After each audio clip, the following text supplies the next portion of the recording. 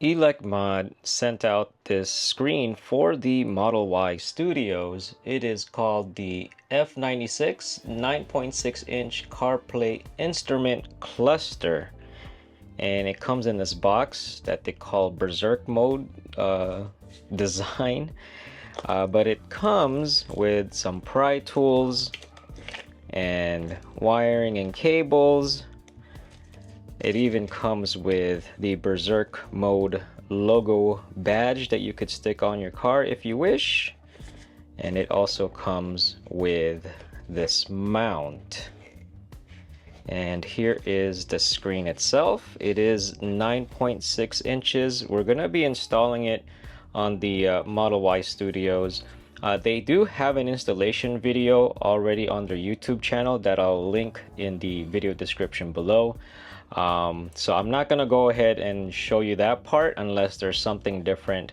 I currently have a screen on there already. We're just gonna swap it out and follow the path of the previous cables that I ran. Okay, so here we have the screen,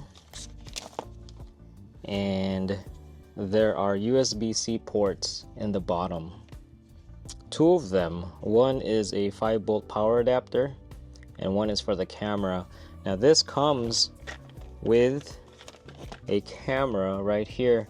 It comes with these wire harnesses, one for the camera, one for the power. I'm just gonna use one. Now this is where I'm kind of like, I wish it was implemented a little bit better, but it's quite all right. Now what I'm talking about is you're gonna have to connect these two right here onto the ends of these wires. Now the reason why they're not attached is because you have to feed it through the mount. You have to feed it through right there, under and through there. That's why it's not really on there yet, just to make it simpler. But everything else is fairly easy. Removing the dash is pretty easy, although I've done it before, so it's pretty loose in there now.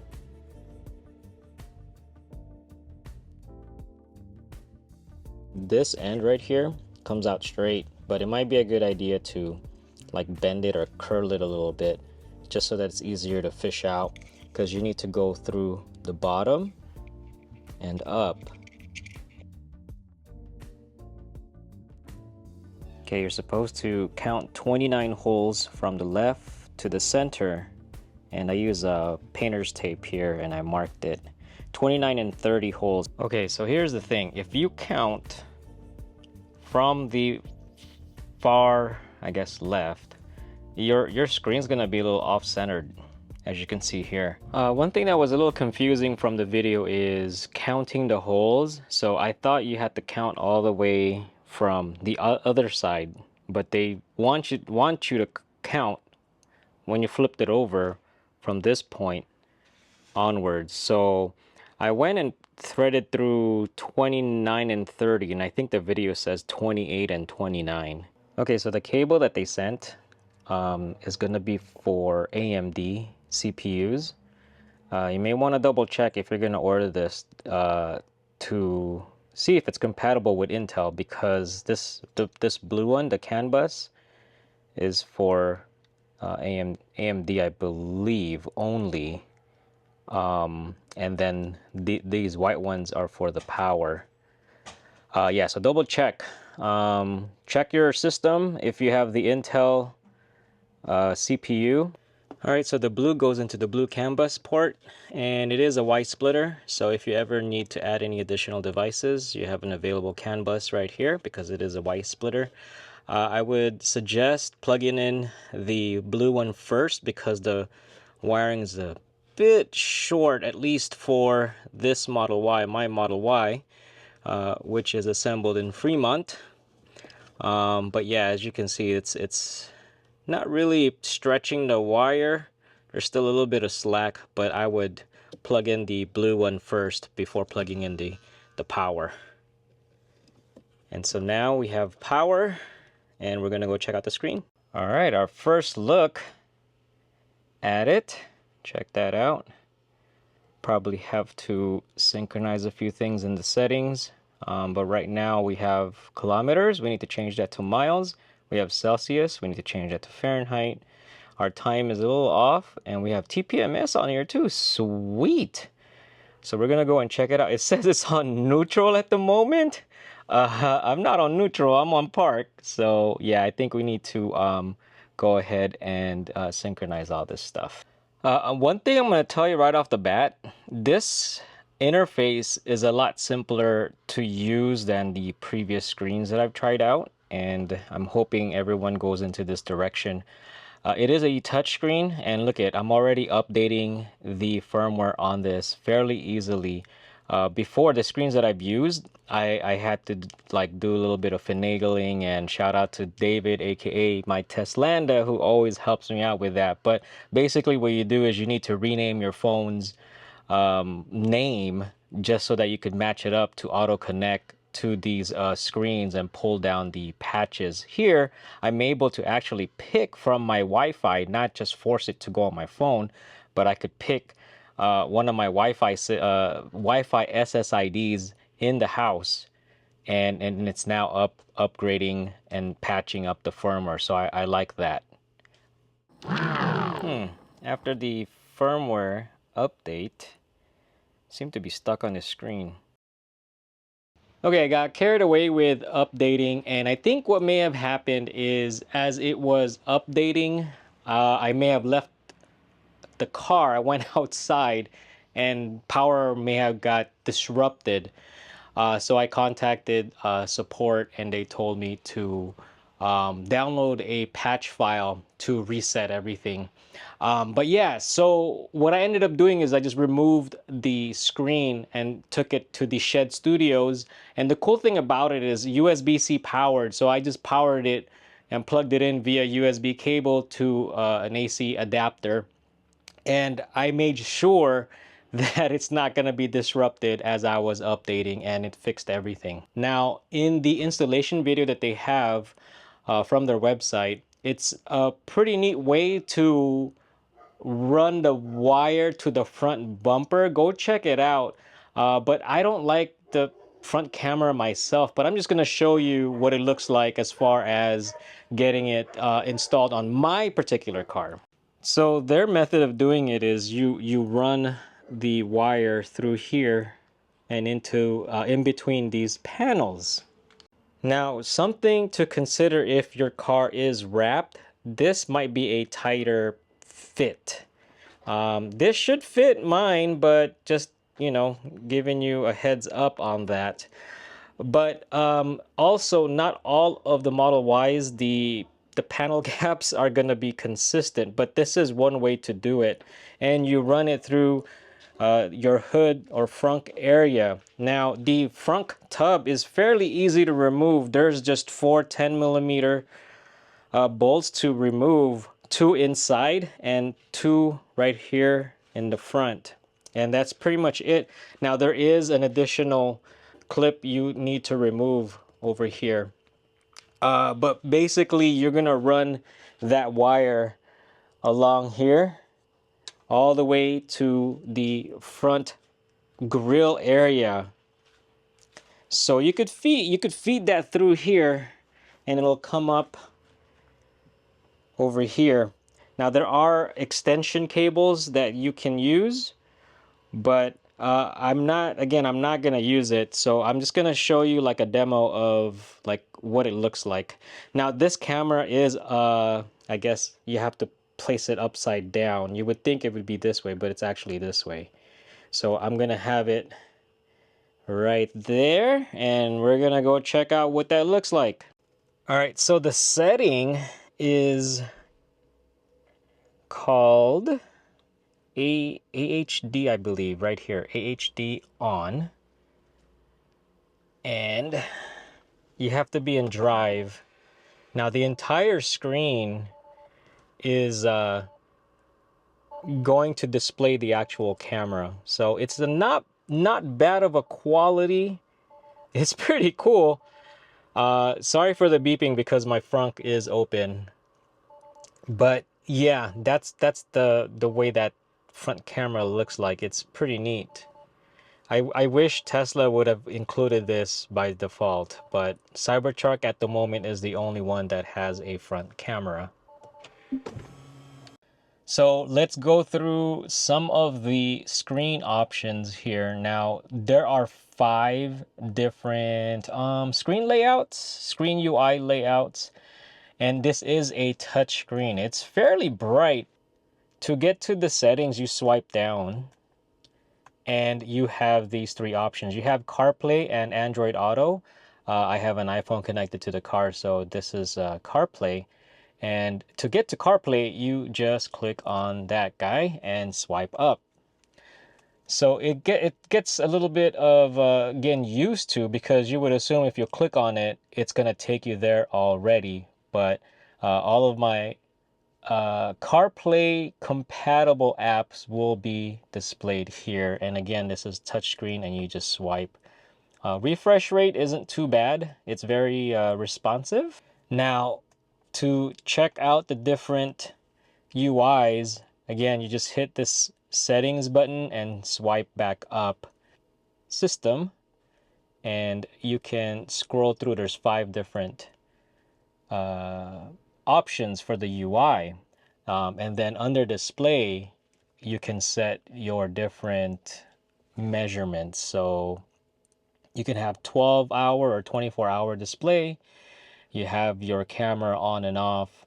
If you don't get the camera option, you need to set that off. Otherwise, the display may not, like parts of it will not display properly. So make sure to turn that off if you do not get the camera hardware. Now, this is the color that you can have the car displayed on the screen. I wish it had like an RGB selection, so because my car is wrapped, I wish there was green. So I just keep it as white. Now, this is the brightness and the sound control if you wanted to play sounds off of the screen. So under controls, you have your TPMS. You can display it by PSI or by bar. You have your way of connecting to the audio via Bluetooth or loudspeaker. And then you have your different sensors. You have manual and auto, and you also have those sensors there to be displayed on the screen.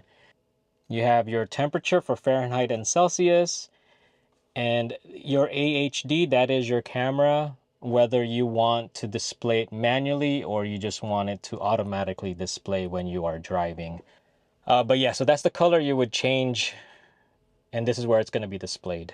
So you have your battery display, you have your range, and you have your outside temperature. You have fog light, headlight, and high beam like auto. So what I like about these displays is it displays both percent and miles. As far as installation goes, I mean, it's fairly easy removing this and removing these panels. You just have to know if you have AMD or Intel. And that's it. We're gonna close all the panels up. We're gonna go for a drive and we're gonna check out the other things that it displays as we are driving. Now, if that method that they shared doesn't work for you as far as the front camera, you can actually, there is a, I don't know if I want to call it a nipple, but you could cut a hole in one of the rubber, is it grommets? In here, which comes out to the other side behind or on the side of the glove box. You're going to need some way to fish it and small hands. But that's another way to do it. There is, I think there's like a foam firewall, but you could just push through with your fish tool. But that's another way to do it. There's videos on YouTube that show you where that area is. But yeah, that's another way to do it. So we are driving and I'm trying to focus on the screen, the camera. So this is UI number 5, I believe. And with the car in like on display, you could show the lines of the roads, although it isn't accurate because I'm driving in a roundabout and the lanes don't look like that. So it just draws the line though. But if you turn on autopilot, then the blue lines are going to show up similar to your main screen. Now in this particular one, you have your TPMS. I have it displayed by PSI, and it has it by decimal, so it's like 39.5, 40.9. So that's how it's displaying it, or you could display it by bar. In a more recent update, you have your current like drive stats, and it's now displayed here. Otherwise, you can also display it on the main screen. If you don't know how to do that, I'll show it to you right now. Let me pull over. You can have it displayed here by swiping. So your current drive, these stats can be displayed on the main screen, but it's also displayed on here. Now what I'm noticing is even though it doesn't have the holes for the air to pass through, I'm actually feeling the air on here, so good. So this one is UI 3. This is probably the one I'll be using most often because it has the most information. It has a speedometer, it has your TPMS, it has your current drive information, outside temperatures, and a clock. So this is probably one of my favorite UI selections. This is UI 3. Okay, so it's hard trying to show these screens while driving, but one of the things you can do is there's like a shortcut right here where the tire pressure thing is. And also what's weird is sometimes the tire pressure doesn't get updated immediately. So as you can see here, there's 2 red lines here and the TPMS is working. So it does update after a few seconds. It happened while I was driving where one of them actually just had a red line on there, but maybe it's just the synchronization delay. Oh, it did it again on the other. Now it's gone. So I think it's also because I'm parked in the garage, but one of them, it happened while I was driving. But what I wanted to show you is that this is like a shortcut. You could swipe up and down to change different like modes or settings and stuff. What I would suggest maybe in a future software update or a future product version is making these gauges also customizable. Not just this, but you can't swipe and change these. Unfortunately, it would be cool if you could display different things. Like the current drive, I guess, is okay, but I don't even really look at that. So the other thing I wanted to mention is, let me switch the display. I think it's on number 5. Okay, so this display where it has the lanes, don't rely on the information of it detecting the cars next to you. It is not as immediate as the screen here. So don't rely on that. Yeah, just don't rely, because it doesn't refresh fast enough. Other than that, the animation graphic when you have autopilot enabled is pretty cool. But that's it. I mean, it's a pretty cool screen. I like it. Again, I feel the vents more on this one than the F9 screen. So yeah, it doesn't really block because the vents are right behind it, but I can feel it. So what do I think about the screen? I love screens, third-party screens, simply because this is the screen like behind the steering wheel that I wish all Teslas had. At this time, only the Model S and the Model X have the behind the steering wheel screen. My Rivian has it. It just comes with it, and I just wish that it was pretty consistent as far as the design, that all Teslas should have a behind the steering wheel screen. But I do like it. It feels more responsive than the previous F9 screen that I had. If you haven't seen that video, please go check it out. But yeah, so thank you to Elec Mod for sending this out for me to check out. This is gonna be my new screen that I'm gonna be using. Make sure you check the video description below for the product links as well as any discounts that they have shared with me to share with you. So thank you for watching. If you have any questions, do let me know. If you like the video, please like. If you haven't subscribed, please subscribe, and I'll see you on the next one.